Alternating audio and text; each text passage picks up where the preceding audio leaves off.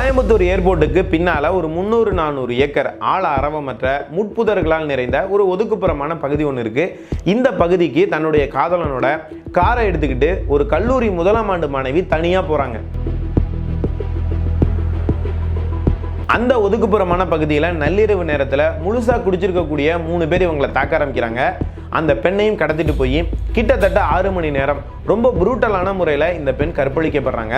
அதிகாலை 4 மணிக்கு ரொம்ப மோசமான நிலைமையில் இருந்த பெண்ணை காவல்துறையினர் மீட்கிறாங்க. இந்த சம்பவம் எப்படி நடந்தது, ஏன் நடந்தது, யார் மீது தவறு, இப்படி ஒரு சம்பவம் நடந்து முடிஞ்சிருச்சு. இனிமே இந்த சமூகம் இதிலிருந்து தெரிந்து கொள்ள வேண்டிய படிப்பினைகள் என்ன, அப்டேட்ஸ் என்ன, அதை பற்றி தான் இந்த காணொலியில் பார்க்க போகிறோம். முதல்ல இந்த சம்பவம் எப்படி நடந்தது அப்படிங்கிறத பார்க்கலாம். கோயம்புத்தூர் சென்னைக்கு அடுத்து ஒரு பெரிய நகரம். இதில் பார்த்திங்கன்னா நிறைய கல்லூரிகள் இருக்குது, முன்னணி கல்லூரிகள் நிறையா இருக்குது. அதனால் பல பேர் பார்த்திங்கன்னா வெளியூர்லேருந்து கோயம்புத்தூரில் தங்கி படிச்சுக்கிட்டு இருப்பாங்க. நிறைய கல்லூரிகள் இருக்குது. அந்த மாதிரி அங்கே இருக்கிற ஒரு கல்லூரியில் இந்த பொண்ணு சவுத் சைடுன்னு சொல்கிறாங்க. இவங்க தங்கி படிக்கிறாங்க. ஹாஸ்டலில் இவங்க படிக்கலை. ஒருவேளை ஹாஸ்டலில் படிச்சிருந்தாங்க அப்படின்னு சொன்னால் ஒரு குறிப்பிட்ட நேரத்துக்குள்ளே அவங்க அந்த திரும்பி வந்திருக்கணும் அப்படிங்கிற ஒரு கட்டுப்பாடு இருந்திருக்கும். ஆனால் இவங்க இந்த பிஜின்னு சொல்லுவாங்க இல்லையா, அந்த பேயிங் கெஸ்ட், அந்த மாதிரி ஒரு இடத்துல வெளியில் ஒரு இடத்துல தங்கி இவங்க படிச்சுக்கிட்டு இருந்திருக்காங்க. முதலாம் ஆண்டு மாணவி. அப்போ அங்கே ஒரு ஆட்டோமொபைல் ஷாப் வச்சுருக்கக்கூடிய ஒரு இளைஞரோட இவங்களுக்கு இன்ஸ்டாகிராமில் பழக்கம் ஏற்படுது. அதில் அடிக்கடி இவங்க சந்திச்சுக்கிறாங்க. இந்த சூழ்நிலையில் கடந்த ஞாயிற்றுக்கிழமை அன்னைக்கு இவங்க 2 பேரும் வெளியில் போகலாம் அப்படின்னு சொல்லி முடிவு பண்ணி மீட் பண்ணி இவங்க காரை எடுத்துக்கிட்டு கோயம்புத்தூர் ஏர்போர்ட்டுக்கு பின்னால் அந்த அவினாஷி ரோட்டில் இருக்கக்கூடிய ஒரு பகுதிக்கு போகிறாங்க. குறிப்பாக இந்த பகுதியை பற்றி என்ன சொல்கிறாங்க அப்படின்னு சொன்னால், சமூக விரோத செயல்களில் அந்த பகுதியில் ஈடுபடுறவங்க கூடக்கூடிய ஒரு இடமாக இருக்குது அப்படின்னு சொல்லுவாங்க. ஏன்னா இந்த மாதிரியான ஆட்களுக்கு கொஞ்சமாவது அறிவு இருக்கும். எப்படின்னு கேட்டிங்கன்னா, சரி மக்கள் கூடக்கூடிய இடத்துக்குள்ளே நம்ம இந்த மாதிரி வேலையெல்லாம் பண்ணக்கூடாது அப்படின்னு சொல்லிட்டு எந்த இடத்துக்கு எப்போவுமே ரொம்ப பெருசாக ஆள் நடமாட்டம் இருக்காதோ அந்த இடத்துல போய் இதெல்லாம் அவங்க செஞ்சுக்கிட்டு இருப்பாங்க. யாருன்னு கேட்டிங்கன்னா சமூக விரோத கும்பல் அல்லது புரியாத மனிதர்கள்னு வச்சுக்கோங்களேன். இவங்கெல்லாம் நீங்கள் பார்க்குற மாதிரி நார்மலான பீப்புள் கிடையாது. ஊருக்குள்ளே கொஞ்சம் புரூட்டலாக நடந்துக்கிறவங்களோ, கோவப்படுறவங்களோ, அல்ல ஊருக்குள்ளே இருந்து ரவுடித்தனம் பண்ணுறாங்க இல்லையா, இவங்களுக்கும் இந்த மாதிரியான காரியங்கள் ஈடுபடுறாங்களே, இவங்கெல்லாம் பார்த்திங்கன்னா ஒரு வகையில் ஒரு சைக்கோத்தனம் கலந்தவங்களாக இருப்பாங்க. இவங்க அம்மா அப்பா சைட்லேருந்தே இவங்களுக்கு பிரச்சனை இருந்திருக்கும். சின்ன வயசுலேயே பார்த்திங்கன்னா அவங்க மனசை பாதிக்கிற மாதிரி சம்பவங்கள் நடந்திருக்கும். அதுலேருந்து தப்பான ரூட்டுக்கு போய் தப்பான மனிதர்களோடு சேர்ந்து வழிகாட்டுறதுக்கு ஆள் இல்லாமல் கொலை கொள்ளையில் ஈடுபட்டு ஜெயிலுக்கு போய் அதில் பார்த்திங்கன்னா நெகட்டிவ் ரெக்கார்டு வெளியே பார்த்திங்கன்னா பேர் கெட்டு போய் பொழைக்கிறதுக்கு வழி இல்லாமல் மறுபடியும் அதே கொலை கொள்ளையிலலாம் ஈடுபட்டு இப்படி புரியாமல் இருக்கிறவன் குடித்தானா அவன் இன்னும் எவ்வளோ ஒரு பைத்தியமாக மிருகத்தனமாக ஒரு மாதிரி இருப்பான். இந்த மாதிரியான ஆட்கள் எல்லாம் கூடக்கூடிய இடம் அந்த இடம். இது கோயம்புத்தூரில் இருக்கக்கூடிய எல்லாருக்குமே தெரியும். இந்த இடத்துக்கு இவங்க 2 பேரும் காரில் போகிறாங்க. போய் பார்த்திங்கன்னா நல்லா உள்ளே போயிடுறாங்க. அதை பார்த்திங்கன்னா பெரிய பெரிய கல்லூரிகள், வணிக நிறுவனங்கள் இதெல்லாம் கட்டணும் அப்படிங்கிறதுக்காக எல்லோரும் வாங்கி போட்டு இதுவும் கட்டாமல் இருக்கிற இடம். ரோடை ஒட்டி பார்த்திங்கன்னா இது அந்த மாதிரி ஒரு பெரிய லேண்டாக இருக்கும். அதில் பார்த்திங்கன்னா அங்கங்கே புதராக இருக்கும். ஸோ இந்த இடத்துக்கு போகிறாங்க. போய் நல்லா உள்ளுக்குள்ளே டீப்பாக போயிடுறாங்க. போய் இப்போ காருக்குள்ளே 2 பேரும் உட்காந்துருக்குறாங்க. உட்காந்து முன் சீட்டில் உட்காந்தா சரியாக வராது சொல்லி பின் சீட்டில் உட்காந்துருந்தாங்க. இவங்க 2 பேரும் என்ன செஞ்சாங்க அப்படின்னு சொன்னால், அதாவது ஆளே இல்லாத ஒரு இடத்துக்கு தெரியாத ஒரு பையனோட வெளியூரில் ஒரு இருட்டான பகுதிக்கு போய் காருக்குள்ளே உட்காந்துக்கிட்டு கொஸ்டின் பேப்பரை பற்றி அவங்க பேசிக்கிட்டு இருந்தாங்க. அவ்வளோதான் சொல்ல முடியும். ஏன்னா ஒருத்தரோட ஒருத்தர் விரும்பி செக்ஸ் பண்ணுறதை தவறு அப்படின்னு நீங்கள் சொல்லிட்டீங்கன்னு சொல்லி பெண்ணியவாதிகள் பயங்கரமாக நம்மளை திட்ட ஆரம்பிச்சிருவாங்க. அதனால் உள்ளே உட்காந்து கொஸ்டின் பேப்பர் கேட்டுக்கிட்டு இருந்தாங்க. கண்ணதாசன் சொன்ன மாதிரி பருவத்தின் கேள்விக்கு பதில் என்ன சொல்லடிராதான்னு அவர் கேள்வி கேட்க, என் தன் பார்வைக்கு பார்வை பதிலாய் அமைந்தது ராஜா அப்படின்னு அவங்க அந்த கொஸ்டின் அண்ட் பேப்பர் பற்றி அவங்க தீவிரமாக விவாதிச்சுக்கிட்டு இருக்கும்போது அந்த இடத்துக்கு முழுசாக குடிச்சிருக்கக்கூடிய, நான் ஏற்கனவே சொன்ன மாதிரி அப்நார்மல் பீப்புள் கொஞ்சம் பேர் வராங்க. அப்போ பார்க்குறாங்க, நல்லா வசமான பொசிஷனில் நம்மக்கிட்ட மாட்டிட்டாங்க, இன்றைக்கி இவங்களாம் என்ன வேணால் பண்ணலாம் அப்படின்னு சொல்லி இவன் அப்நார்மல் பீப்புளாக அவனுடைய மைண்ட் எப்படி வேலை செய்யும், அப்நார்மலாக தான் வேலை செய்யும். ப்ளஸ் அவன் நார்மலாக இருக்கும்போதே அப்நார்மலாக தான் இருப்பான். இப்போ குடிச்சிட்டு கஞ்சா அடிச்சுட்டு அவன் மாதிரி நிற்கிற இடம் அந்த இடத்துக்கு போய் இவங்க போயிட்டாங்க. இப்போ உடனே என்ன பண்ணுறானுங்க, இந்த பெண்ணை எப்படியாவது அடையணும் அப்படிங்கிற ஒரு ஆவல் வந்துருச்சு. இதற்கு முதல்ல தடையாக இருக்கக்கூடிய அந்த பையனை காலி பண்ணணும் இல்லையா, அதனால் இவங்க என்ன பண்ணுறாங்க, கதவை தட்டி வெளியே வர சொல்கிறாங்க. வெளியே வரலன்னொன்னே கார் கண்ணாடியை உடைக்கிறாங்க. இதில் என்ன பிரச்சனைனா இவங்க பின் சீட்டில் இருந்ததுனால உடனடியாக வந்து காரை எடுத்துகிட்டு போக முடியல.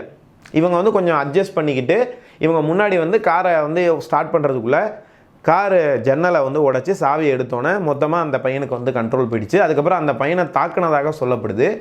இன்னொன்று அந்த பையன் பயந்து எதுவுமே செய்யாமல் இருந்ததாகவும் சொல்லப்படுது. ஒருவேளை அந்த பையன் அப்படி செய்யாமல் இருந்தால் தன்னை நம்பி வந்த பொண்ணுக்கு அவன் பெரிய துரோகம் செஞ்சான் அப்படின்னு அர்த்தம். இப்படி இந்த பையனை வந்து சுவிட்ச் ஆஃப் பண்ணிவிட்டு அந்த பொண்ணை கூட்டிகிட்டு அந்த கும்பலை என்ன பண்ணுறாங்கன்னா 1.5 கிலோமீட்டர் தூரம் அதே அந்த முட்புதருக்குள்ளே உள்ளே போயிடுறாங்க. இப்போ என்ன நடந்தாலும் யாருக்கும் தெரியாத ஒரு நிலைமை. இந்த பையன் வந்து அடி வாங்கினவர் திரும்ப மயக்கத்துலேருந்து எந்திரிச்சு அவர் வந்து ஃபோன் பண்ணாரா அல்லது அந்த பொண்ணு வந்துடுதான்னு பார்ப்போம் அப்படின்னு சொல்லி இவரே இல்லீகலாக தான் கூட்டிகிட்டு வந்திருக்காரு. இப்போ போலீஸ் வந்தாலோ பெரியவங்க வந்தாலோ முதல்ல நீ எதுக்கட இந்த பொண்ணை கூட்டிகிட்டு இந்த இடத்துக்கு இங்கே வந்தேன்னு தான் கொஞ்சம் தெளிவு உள்ளவங்க கேட்பாங்க. சரியா? அப்போ நம்ம தானே மாட்டோம்னு சொல்லிட்டு அந்த பெண் வருதான்னு சொல்லி அவர் பார்த்துக்கிட்டு இருந்திருக்கலாம். இல்லை அவர் அடி வாங்கிட்டு கொஞ்சம் நேரம் கழித்து மறுபடியும் சுயநினைவுக்கு வந்து ஐயோ ஏதோ பிரச்சனை ஆயிரும் போல இருக்கேன்னு சொல்லிட்டு அவர் ஃபோன் பண்ணுறாரு. அதுக்கப்புறம் காவல்துறையினர் ஒரு 1/2 மணி நேரத்துக்குள்ளே கிட்டத்தட்ட 100 பேர் அங்கே வந்ததாக சொல்லப்படுது. அவங்க சுற்றி தேடி பார்க்குறாங்க, அந்த பெண்ணை கண்டுபிடிக்க முடியல. அதிகாலை 4 மணிக்கு ரொம்ப மோசமான ஒரு நிலையில் அந்த பெண் வந்து கண்டெடுக்கப்படுறாங்க. இதில் வந்து பார்த்திங்கன்னா கிட்டத்தட்ட ஒரு 6 மணி நேரம் ரொம்ப புருட்டலான முறையில் அந்த பெண் இந்த 3 பேராலையும் பாலியல் வல்புணர்ச்சிக்கு வந்து ஆளாக்கப்பட்டிருக்கிறாங்க. ரொம்ப புருட்டலாக கற்பழிச்சிருக்காங்க. இப்போ இந்த பெண்ணை வந்து காவல்துறை வந்து போய் மீட்டதாக ஒரு பக்கம் சொல்லப்படுது. 2வது அந்த பெண் மறுபடியும் அவங்ககிட்ட இருந்து தப்பிச்சு வந்ததாக சொல்லப்படுது. 3வது ஒரு விஷயம் தான் ரொம்ப பயங்கரமாக இருக்குது. அதை கேட்கும்போது என்னென்னா உடம்புல எந்த துணியுமே இல்லாமல் அந்த பெண் அங்கே இருந்து தப்பிச்சு இல்லைனா மயக்கத்துலேருந்து மறுபடியும் எந்திரிச்சு அங்கே பிருந்தாவன நகர் அப்படிங்கிற ஒரு பகுதிக்குள்ளே போய் நள்ளிரவு 4 மணிக்கு போய் எல்லார் வீட்டு கதவையும் தட்டி அந்த வீட்டிலேருந்து ஒருத்தர் எந்திரிச்சு வந்து துணியெல்லாம் எடுத்து கொடுத்து அந்த வீட்டிலேருந்து காவல்துறைக்கு ஃபோன் பண்ணி சொன்னதாகவும் சொல்லப்படுது. இந்த மாதிரியான ஒரு சூழ்நிலையில் காவல்துறை அதிகாரிகள் வந்து மறுபடியும் 2 பேரையும் மீட்டு இவங்களை போய் வந்து ஹாஸ்பிட்டலில் வந்து சேர்க்குறாங்க. இவங்க 2 பேரும் ரொம்ப மோசமான நிலைமையில் இருந்ததுனால மேற்கொண்டு இவங்கள்ட்ட விசாரணை பண்ண முடியல. ஏன்னா உடல்நிலை மனநிலை 2மே ரொம்ப மோசமாக இருக்கும் இல்லையா? பாவம் அவங்கள போய் இந்த சூழ்நிலையில் நம்ம டிஸ்டர்ப் பண்ணக்கூடாதுன்னு சொல்லி இருக்கிற க்ளூவை வச்சுக்கிட்டு இதை செஞ்ச அந்த 3 பேர் யார் அப்படின்னு சொல்லி காவல்துறை தீவிரமாக தேட ஆரம்பிக்கிறாங்க. கிட்டத்தட்ட 7 தனிப்படை வந்து அமைக்கிறாங்க. அமைச்சு எப்படி இதை வந்து அவங்க அப்ரோச் பண்ணி போகிறாங்க அப்படின்னு சொன்னால் இந்த ஒதுக்குப்புறமான பகுதியில் வந்து பார்த்திங்கன்னா லைட்டே கிடையாது, சிசிடிவி ஃபுட்டேஜ் எதுவுமே கிடையாது. அப்போ இந்த ஒதுக்குப்புறமான பகுதிக்கு ஏதோ ஒரு இடத்துல இருந்து தானே அவங்க போகணும். அதே மாதிரி ஏதோ ஒரு இடம் வழியாக தானே வெளியே போகணும். அப்போ உள்ளே வர்ற வெளியே வர பகுதிகளில் முத இருக்கிற சிசிடிவியில் 3 பேராக அவங்க வந்து யார் போகிறாங்க வர்றாங்க அப்படிங்கிறது வந்து கண்காணித்து காவல்துறையினர் வந்து முதல்ல துப்பு துளக்க ஆரம்பிக்கிறாங்க. இதில் ஒரு க்ளூ கிடைக்குது. அந்த க்ளூ அடிப்படையில் இதை செஞ்சது யார் அப்படின்னு சொல்லி அந்த 3 பேர் அவங்களுக்கு வந்து கிடைக்குது. இதில் வந்து எப்படின்னா பெரும்பாலும் அதாவது உண்மையான குற்றவாளி முழுசாக வந்து ஐடென்டிஃபிகேஷன் பண்ணுற வரைக்கும் வந்து பார்த்திங்கன்னா ஒரு கற்பனை பேரை தான் பயன்படுத்துவாங்க. அந்த மாதிரி மொத்தம் 2 பேர்கள் கிடைக்குது. இதில் ஒன்று வந்து உண்மையாக இருக்கணும், ஒன்று வந்து கற்பனையாக இருக்கணும். அந்த அடிப்படையில் பார்த்தா இதை செஞ்சது குணா என்கிற தவசி, சதீஷ் என்கிற கருப்பசாமி, கார்த்திக் என்கிற காளீஸ்வரன். இதில் இந்த சதீஷு கார்த்திக் குணா இதில் சதீஷும் கார்த்திக்கும் அண்ணன் தம்பிங்க.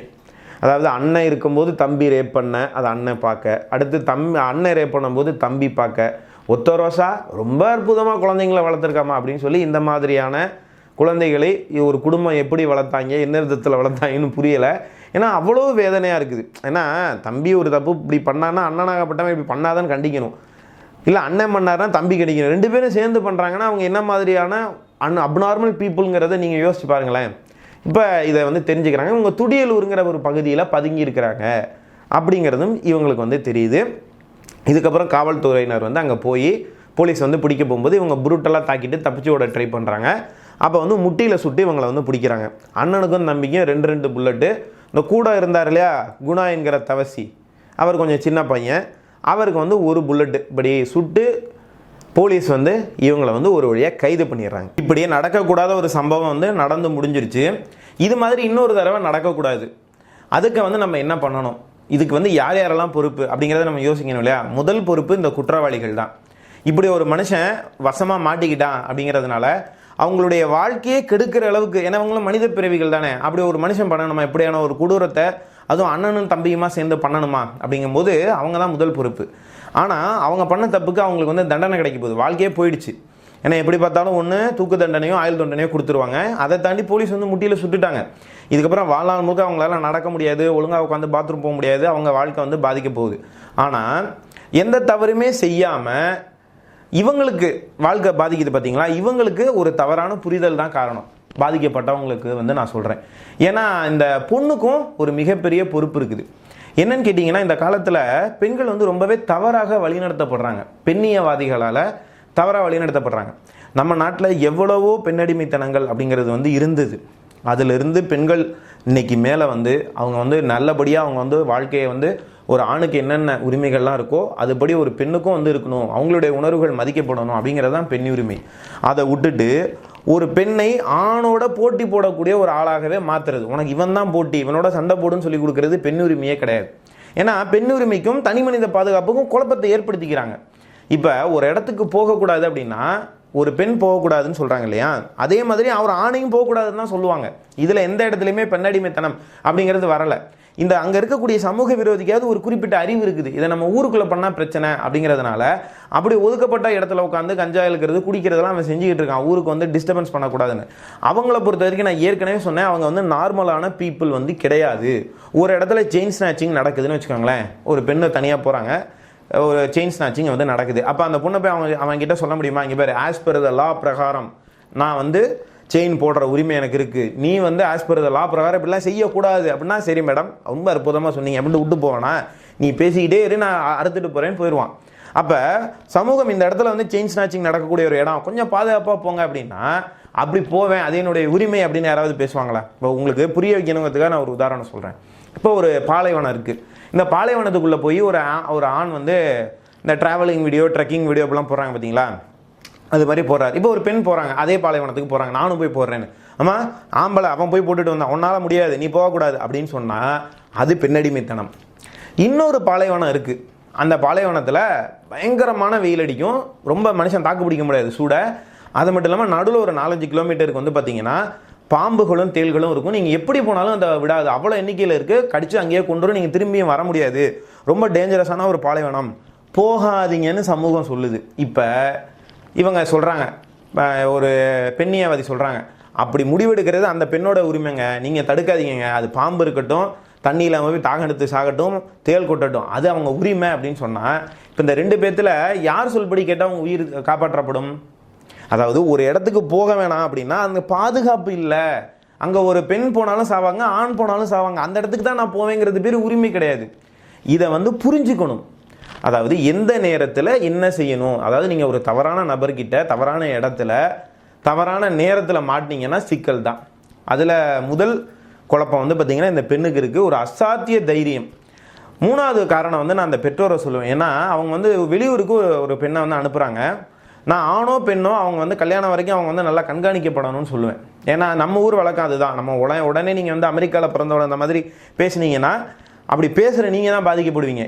உங்களுக்கு தெரியலை அந்த விஷயம், நீங்கள் வந்து லைஃப்பில் அது பட்டு தான் தெரிஞ்சுக்கணும் அப்படிங்கிற ஒரு டைப்பில் வந்தீங்கன்னா நம்ம ஒன்றுமே பண்ண முடியாது. இப்போ இவங்க வந்து ஹாஸ்டலில் சேர்த்து விட்டுருந்தாங்கன்னு வச்சுக்கோங்களேன், இந்த பெண் ஒரு 8:30 மணிக்கு வெளியே போயிட்டு அவங்க வந்து திரும்பி வரலை அப்படின்னா ஒரு கண்காணிக்கிற ஒரு ஆள் இருப்பாங்க. அப்போ வெளியே போனால் அவங்க தப்பு பண்ணுவாங்க, பிஜியில் இருந்தால் அப்படி சொல்ல வரலை. அப்போ ஹாஸ்டலில் இருந்தால் தப்பு பண்ணுவாங்களா, அதனால தான் அவங்கள பார்த்துக்க வார்டன் போட்டிருக்காங்களா? அப்படி கிடையாது. ஒரு கண்காணிப்பாளருங்கிறவங்க ஒருத்தவங்க இருக்கிறாங்க. ஸோ அவங்க பிஜியில் இருந்ததுனால அவங்களுக்கு வந்து எந்த விதமான டைம் லிமிட்டும் இல்லை. அதனால தான் அவங்க 8:30 மணிக்கோ 9 மணிக்கோ அவங்க திரும்பி போயிருந்தா எந்த பிரச்சனையும் வந்திருக்காது. அதனால் அந்த பெண்ணை வந்து கொஞ்சம் கண்காணிக்காமல் பார்த்துக்காமல் விட்டது அவங்க அம்மா அப்பாவுக்கும் இதில் வந்து ஒரு பொறுப்பு இருக்குதுன்னு நான் சொல்லுவேன். 3வது அந்த பையன் மேலே தான் எனக்கு உண்மையிலேயே வந்து கோபம். ஏன்னா ஒன்றை நம்பி தான் ஒரு பொண்ணு வந்திருக்கு, அந்த பொண்ணை எந்த நேரத்தில் எங்கே கூட்டிகிட்டு போகணும் அப்படிங்கிற விஷயம் இருக்குன்னா, அந்த பொண்ணு வெளியூர்லேருந்து வந்திருக்காங்க, அவர் தான் கோயம்புத்தூர் சேர்ந்தவர். இந்த இடத்துல இப்படியான ஆட்கள் இருப்பாங்க அப்படிங்கிற உங்களுக்கு தெரியும். ஏன்னா அவங்கள நீங்கள் சொல்லி பிரயோஜனம் இல்லை. ஏன்னா அவன் சின்ன வயசுலேருந்தே பிரச்சனையை அனுபவித்து தப்பானவங்களாக வழிநடத்தப்பட்டு கொலையில் சம்மந்தப்பட்டு பேருக்கிட்டு போய் அதனால் பொழப்பு கிடைக்காம என்ன பண்ணலாம், யார் கழுத்தாக இருக்கலாம்னு இருப்பான். அவன் அங்கே வந்துட்டு அவன் நார்மலாக இருக்கும்போதே அப்நார்மலாக தான் இருப்பான். இப்போ அவன் அப்நார்மலாக தண்ணி அடிச்சுட்டு கஞ்சா அடிச்சுட்டு இருக்கான். அந்த நேரத்தில் அந்த இடத்துக்கு அந்த பொண்ணை கூட்டிகிட்டு போகக்கூடாதுன்னு ஏன் தெரியல? அந்த காருக்குள்ளே இவங்க 2 பேரும் செக்ஸ் வச்சுருந்தாங்கன்னு நான் சொல்லலை. கொஸ்டின் பேப்பர் கேட்டதாவே நம்ம வந்து எடுத்துப்போம். அந்த கொஸ்டின் பேப்பரை ஒரு லாட்ஜில் ரூம் போட்டு கேட்டிருக்கலாமே, இப்படி கேட்டிருந்தா அது உங்களுடைய உரிமைன்னு சொல்லியிருக்கும். ஒரு பொது இடத்துல வச்சு கேட்டுக்கலாம். இல்லைன்னா அந்த பெண் இருக்கிற இடத்துக்கு இவர் போயிருக்கலாம், இவர் இருக்கிற இடத்துக்கு அந்த பொண்ணை வந்து கூட்டிகிட்டு போயிருக்கலாம் அந்த கொஸ்டின் பேப்பர் கேட்குறதுக்கு. அப்படி கேட்டிருந்தாலும் கேட்கும்போது அது உங்கள் உரிமையாக இருக்கும், உங்களுக்கு எந்த பாதிப்பும் இல்லாமல் நீங்கள் தப்பிச்சிருப்பீங்க. ஸோ இந்த காமன் சென்ஸ் அவருக்கு இல்லை. அந்த பெண்ணை காப்பாற்றுவதற்கு அவர் இன்னும் தீவிரமாக போராடி இருக்கும். ஒருவேளை அவங்க அம்மாவோ அவங்க மனைவியோ அப்படி பாதிக்கப்பட்டிருந்தா அவர் இன்னும் கொஞ்சம் வந்து ஃபைட் பண்ணி காப்பாற்ற முயற்சி பண்ணியிருப்பார். ஆனால் நம்ம வந்து பிரச்சனை இல்லைன்னா நம்ம பக்கம்லாம் திரும்பிக்குவாங்க அப்படின்னு சொல்லிட்டு பிரச்சனை வந்தால் சொல்லலாம் அப்படின்னு சொல்லி அவர் தாமதப்படுத்தி இருக்கிறாரு. அவரும் வந்து ஒரு காரணம். இது எல்லாத்தையுமே தாண்டி நான் வந்து அரசாங்கத்தையும் சமூகத்தையும் இதில் வந்து கூடுதல் பொறுப்பு இருக்குது அப்படின்னு சொல்லி நான் பார்க்குறேன். இந்த தப்பெல்லாம் வந்து பார்த்திங்கன்னா சகஜமாக ஆரம்பித்தது எப்போன்னு கேட்டிங்கன்னா, டாஸ்மார்க் கடை இருக்குது பார்த்தீங்களா, அதை வந்து அரசாங்கம் நடத்த ஆரம்பித்ததுக்கு பிறகு தான் ஒரு பொது புத்தி வருது. என்னன்னு கேட்டிங்கன்னா, குடிக்கிறது அதுக்கு முன்னாடி பார்த்தீங்கன்னா ஒரு தப்பான விஷயமா இருக்கும். குடிக்கிறவன் வந்து நம்மளை பார்த்தாலே கேவலப்பட்டு ஓரமாக ஒதுங்கி போவான். இப்போ இது பொது புத்தியில் வர வர குடிக்கிறது தப்பு இல்லை அப்படிங்கிற மாதிரி ஒரு எண்ணம் வந்து இப்போ எப்படி ஆயிடுச்சுன்னா, சமூகம் எப்படி ஆயிடுச்சுன்னு கேட்டிங்கன்னா, ஒருத்தன் குடிக்கலை அப்படின்னா அவனை வந்து பார்த்தீங்கன்னா ஆட்டத்திலே சேர்த்துக்க மாட்டேறாங்க. உப்புக்கு சப்பானி மாதிரி எந்த ஒரு கான்வர்சேஷன்லையுமே அவரை வந்து சேர்த்துக்க மாட்டேறாங்க. ஒருத்தர் குடிக்காமல் பொம்பளைங்க பின்னாடி போகாமல் ரவுடித்தனம்லாம் பண்ணாமல் இருந்தால் இவன் வேலைக்கு ஆகாதவன், இவன் ஒரு பூமர் அப்படின்னு சொல்கிற மாதிரியாக சமூகம் மாறிடுச்சு.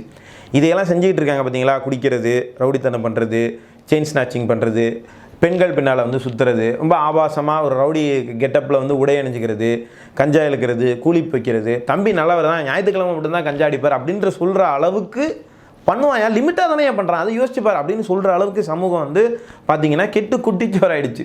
இது ஒரு நாளாக நடக்கலை, 15 வருஷத்தில் கொஞ்சம் கொஞ்சமாக நடந்துக்கிட்டு இருந்தது இல்லையா. இதை சமுதாயம் அதுதானே வந்து திருத்தணும், சமுதாயம் இதில் கவனம் செலுத்தணும்ல. இப்போ செலுத்தாமல் நம்ம இருந்துட்டோம் இல்லையா.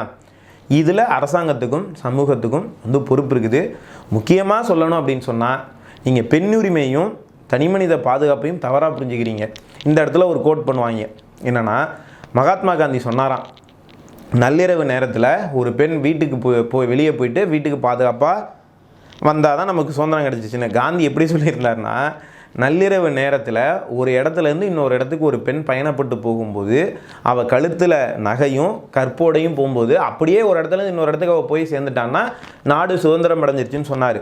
அந்த மாதிரி சுதந்திரம்லாம் நம்ம நாடு அடைஞ்சிருச்சு. காந்தி வந்து இப்படி சொல்லலை, நள்ளிரவு நேரத்தில் காரை எடுத்துக்கிட்டு அம்மா அப்பாவுக்கு தெரியாமல் யாருன்னே தெரியாத ஒரு ஆம்பளையோட இன்ஸ்டாகிராமில் லவ் பண்ணி, அதுவும் 12 மணிக்கு யாருமே போகக்கூடாத ஒரு இடத்துக்கு கஞ்சா அடிச்சுட்டு தண்ணி அடிச்சுட்டு என்னென்னே புரியாமல் போனால் செயின் ஸ்நாச்சிங், கொலை, வழிப்பறியெல்லாம் நடக்கும் அப்படிங்கிற ஒரு இடத்துக்கு அங்கே போய் உட்காந்து கொஸ்டின் பேப்பர் கேளுமான்னு காந்தி சொல்லலை. பெண் உரிமையையும் நீங்கள் தனி மனித பாதுகாப்பையும் குழப்பிக்கிறீங்க. அங்கே ஒரு ஆணும் போகக்கூடாது பெண்ணும் போகக்கூடாது அப்படிங்கிறது தான் இந்த சமூகம் வந்து சொல்லுது. ஆக எல்லாருமே இதில் வந்து புரிஞ்சு ஒரு பக்குவத்துக்கு வரணும். மறுபடியும் இந்த விஷயம் நடக்காமல் இருக்கிறதுக்கு இதுதான் தீர்வு அப்படிங்கிறது தான் நான் சொல்ல விரும்பக்கூடிய ஒரு கருத்து. உங்களுக்கு இருக்கக்கூடிய கருத்துக்கள் என்ன கீழே கமெண்ட்டில் போடுங்க. மறுபடியும் அடுத்த காணொலியில் உங்களை எல்லாம் சந்திக்கும் வரை உங்களிடமிருந்து விடைபெறுவது உங்கள் அன்பு நண்பன் துரை சரவணன். நன்றி, வணக்கம், வாழ்க தமிழ்.